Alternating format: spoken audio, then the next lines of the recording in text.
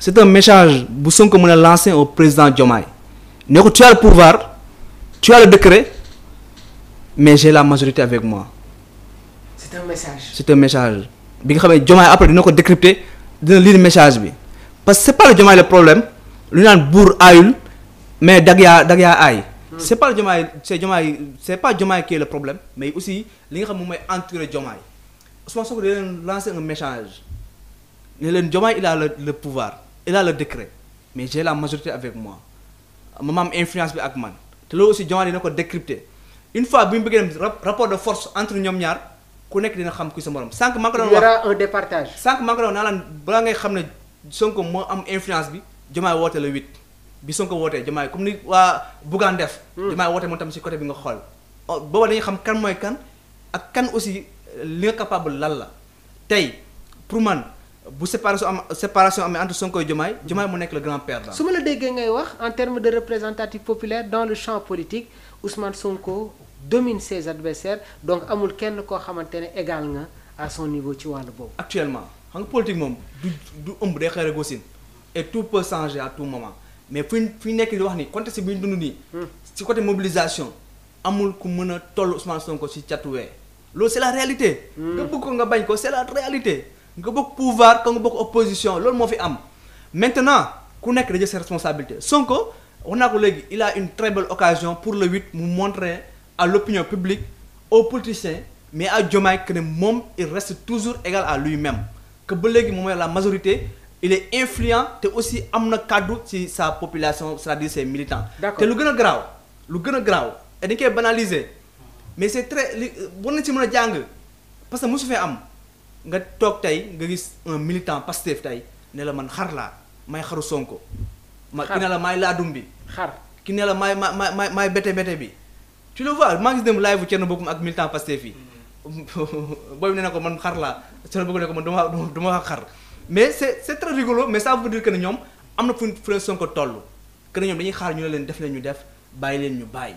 donc militant aussi bu la tolloo foofu tamit yow mii ki ko incarné yow mii guide bi aussi day am li nga xam ne moom mooy sa posture. daa am li nga xam ne aussi moom nga war a taxawee donc le 8 man maa ngi xaar une très forte mobilisation. avant ñu ñëw sur cette forte mobilisation. Oui. Le premier ministre Ousmane Sonko dafa def sortie. ne dafay def benn déclaration mu génn wax. ne nag je vais m'exprimer sur l'état sur la politique et l'idéologie pastéfien. Peut-on s'attendre à des révélations du premier ministre Ousmane Sonko lors de cet événement? loolu c'est du Sonko. c'est du Sonko moom boo ko waxee ak révélation ñoom ñooy riime wax na ko sax ne leen lu bëri le 8 dina leer le 8 il va aborder beaucoup de questions surtout lu jëm si wàllu politique opposition ñu ngi commencé jël ay ailes Macky Sall commencé na tey di réapparaître di occuper le débat public.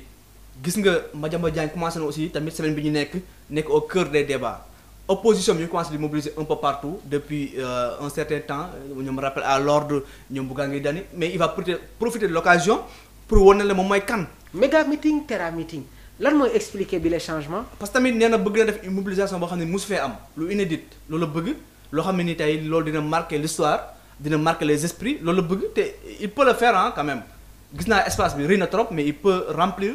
foofu noonu yëpp te loolu aussi da nekk benn signal bu fort Yaya ci ñëpp wax naa ko léegi ci ñëpp ci opposition bi ci pouvoir bi ci société civile bi ci opinion publique bi ci ñëpp mais tamit il va régler des comptes loolu moom bu ko sax. il va régler des comptes.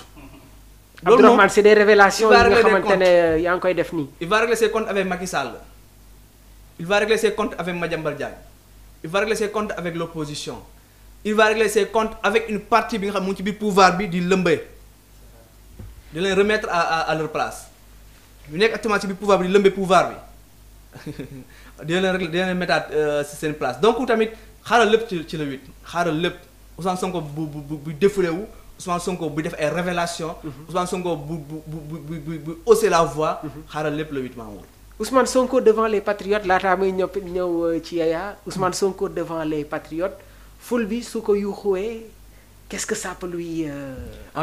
parce que fan yi gis nañ ne que suy génn di wax. da ngay sentir ne que sax il y a quelque chose qui ne va pas. est-ce que aujourd'hui cette réaction bi nga xamante ne war na ko def devant les patriotes. du ko permettre mu retrouver waat les sensations qu'on voyait encore une fois.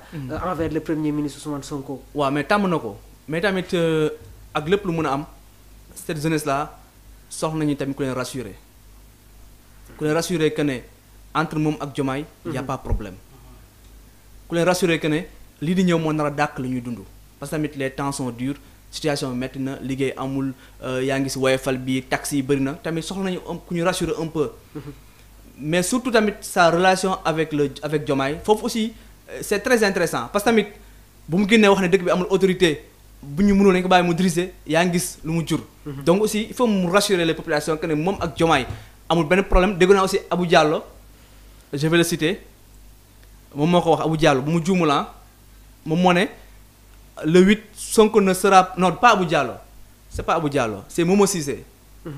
Momo Cissé dama toog déglu ko mu ne le 8 Ousmane Sonko ne sera pas premier ministre du Sénégal ne parlera pas en tant que premier ministre du Sénégal soit il sera démis soit il va démissionner te loolu man je le dément man damaa jàpp ne le 8 Ousmane Sonko dina ñëw en tant que le premier ministre du Sénégal il va parler parce que Ousmane Sonko Diomaye du ko dàkk te gis nga aussi mu démissionner donc moom lu mu wax teguwul souvent gars yi bëgg a yàq bëgg a manipuler moo tax ñu dugg yenn seen discours yi mais Ousmane Sonko da nekk le premier ministre du Sénégal le 8 et après le 8 aussi parce que tamit newoon na après le 8 am na. exactement lan mooy après le 8 moo sam problème foofu la nekk Mamour. des interrogations si wàllu boobu Yaya rapidement le Terra Meeting du 8 novembre les patriotes qui s'activent on attend impatiemment le discours du premier ministre Ousmane Sonko qui devra sûrement s'exprimer en tant que président du parti PASTEF. voilà Abdourahmane wax na lu am solo. waaw te aussi développé na li nga xamante ne xel mën na koo nangu. ndax tey wax na ni yaakaarul ni ko Sonko dana démissionné yaakaaru itam gis nga ko Diomaye dana ko fa jëlee ci gouvernement bi. Mamour démission Sonko loolu gis nga ko gàcce la ci Diomaye. mais itam Diomaye def jóge ba Sonko jóge fa gis nga ko loolu goree di la. kon loolu xajul ci diggante ñaari gor. xam nga tey Terra Meeting bii nii Abdourahmane Sànq dafa wax une forte mobilisation. Sonko dafa bëgg a wan a doolam mais aussi dafa war a rassurer. Sénégalais yi dafa war a rassurer ñi nga xamante ne ñoom ñoo ko jox nopp effectivement il a parfaitement raison. sur le discours. d'accord mooy ci ay dossiers yu bari dafa war a rassurer ñi nga xamante ne tey jii nii ñoo ngi koy topp ñoo ngi koy déglu ci waawam rek la ñuy dox mais loolu bu amul day fekk Terra Meeting bu vide lañ def moo tax question yi nga xamante ne moom lañ koy aborder. le contenu gis nga ko contenu bu génnee rek war nañ cee mën a jëlee analyse bu approfondie une lecture directe à l'essentiel mais loolu bu amul rek je pense que day fekk amul njëriñ ñu ko daan def. très bien te pour man lu mel ni Sonko du ko woote ba noppi toog du teg dara ci loxo sénégalais yi mënta nekk. c'est ça mais xam nga tey contexte bi moo demee nii. amaana coowam sorti boobu mu génnoon wax ci wàllum justice bi. ak yeneen ak yeneen. bu amuloon ak ma jàmbal ak yeneen ak dossier bu xëyoon rek ne Terra Meeting lii yëpp du am. d'accord mais tey jii nii dafa am succession boobu d'information boobu actualité boobu noonu di dabante. kon loolu bu amee bu nee day génn rek kon coow dana am c'est normal aussi te aussi bul fàtte ni Sonko moo woote. te ki woote moom nitu coow la. donc bu wootee tamit lu mel nii foog coow li bari. mais li ëpp solo rek mooy gis nga ko nañ ci jëlee li nga xamante ne mooy tey jii nii ñun ñëpp dañ ciy gis seen bopp mooy sénégalais yi. dañuy xam ne bu baax a baax loxo yi nga xamante ne tey jii nii suñu réew ci loxo yu la nekk. loxo yu wóor la loxo yu leer la. loxo yu am assurance la loxo yu am garantie la. te moom képp moom Sonko moo war a mën a def loolu noonu. très bien te loolu responsabilité am la li tax ma wax ko ndax képp ku fi falu wax naa la ko sànq ci loxoom nga jaar moo tax tey nga àgg fa nga yegg ba tey ci suñu président de la république bii nii donc moom rôle am yàllaa ko sasal boppam. donc yàllaa ko sasal boppam na nangu tuuma yi na nangu nattu yi na nangu lépp mu xam ne àddunaa demee nii waaye lépp li nga xamante ne tey jii nii rek moom gis nga ko jëfee na ko doxee na ko ba tey ay mbiram toll fii nii dëgg ak njub rek moo tax mu agsi bi avant ñuy ñëw sur notre dernier point muy rapport ARCOP bi Abdourahmane Assane Diouf gis na sa réaction mu nekk tamit beneen clash bu am diggante moom ak les pastéfiens noo ñuy analyser lee loolu rapidement. waaw Assane Diouf moom bon man nag wax naa ko sànq man dama gëm yooyu nag Mamour.